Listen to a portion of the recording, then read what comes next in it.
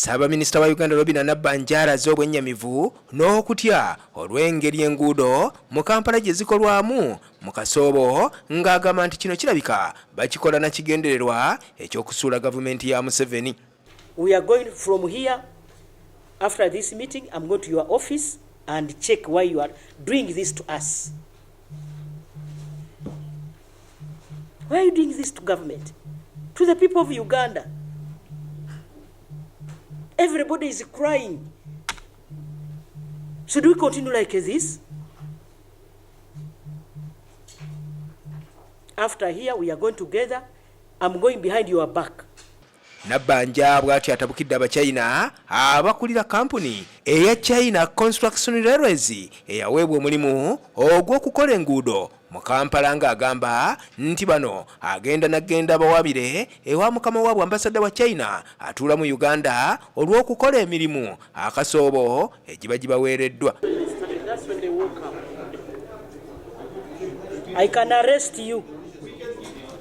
No, I can arrest you. I can put you on scuffs right now. I can arrest you. You cannot sabotage government.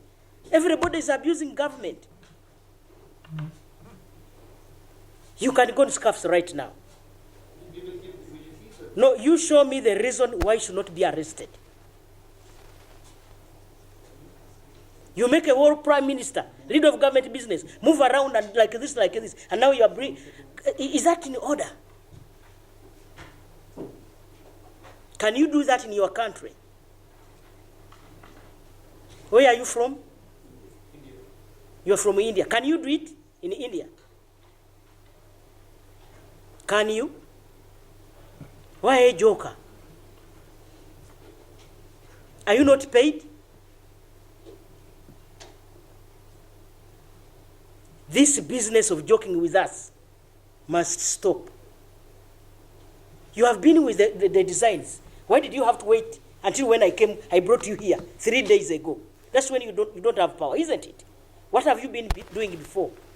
Nabbanja era alagidde akakiiko k'omu maka g'obwa pulezidenti akanoonyereza ku nguzi okunoonyereza ku ngeri abachina bano gye baaweebwamu emirimu emingi gy'agamba nti tebasobola kugikola mu budde.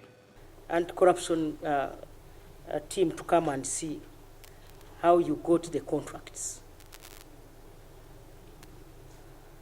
I'm sorry to tell you that because we have to find out how you got the contracts when you don't have capacity. Kampuni y'abachina eno ya China Contractors yaweebwa enguudo eziwerako mu Kampala okuli oluguudo olwa 7 Street olwa 8 Street Saapolo Kagwa Kyebando Ringi n'endala era nga kino kyewuunyisizza Ssaabaminisita nga yeebuuza lwaki kampuni emu eweebwa emirimu gino gyonna. The workers we stopped to greet are not paid. Yes, they are not paid. He's not paying his workers. We stopped. For you were in front. For me, I stopped.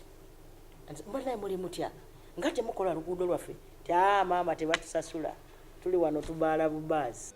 Nabbanja era mu ngeri emu atabukidde amyuka ssenkulu wa KCCA David Luyimbazi ng'agamba nti ono akoze kinene nnyo mu kutabangula n'okuzza emabega enzirukanya y'emirimu mu kitongole kya KCCA.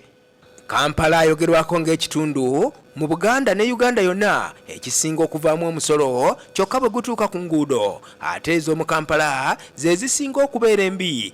Era nga bannayuganda bonna kino bazze bakyogerako nga beebuuza lwaki enguudo z'omu Kampala tezikolebwa.